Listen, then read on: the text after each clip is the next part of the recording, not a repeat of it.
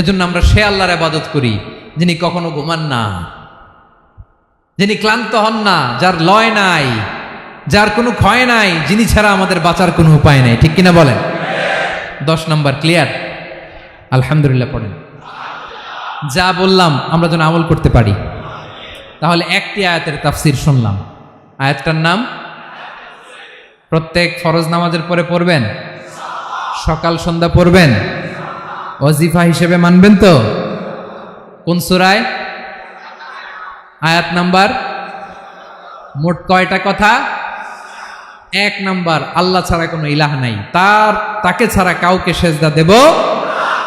2 number, তিনি আল হাইয়ুল কাইয়ুম, সব মরবে, তিনি মরবে। গোটা বিশ্ব তার কাছে ঠেকা, তিনি কারো কাছে ঠেকা। 3 নাম্বার, তার ঘুমও নাই, ঘুমের আগে যে ঝিমুনি আছে সেটাও। 4 নাম্বার, আকাশ জমিন এর মাঝে যা আছে সবকিছুর আসল মালিকানা কার?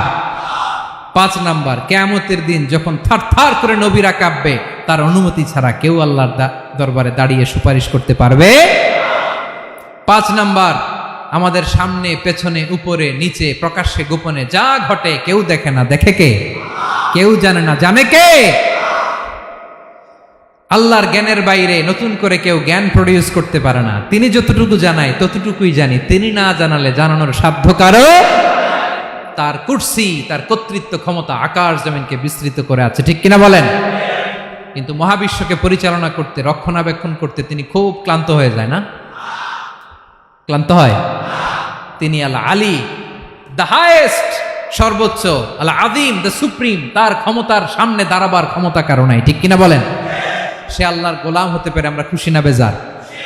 আমরা যা করব ওই আল্লাহর খুশি করার জন্য করব, যা করব আল্লাহর রাজি খুশির জন্য করব।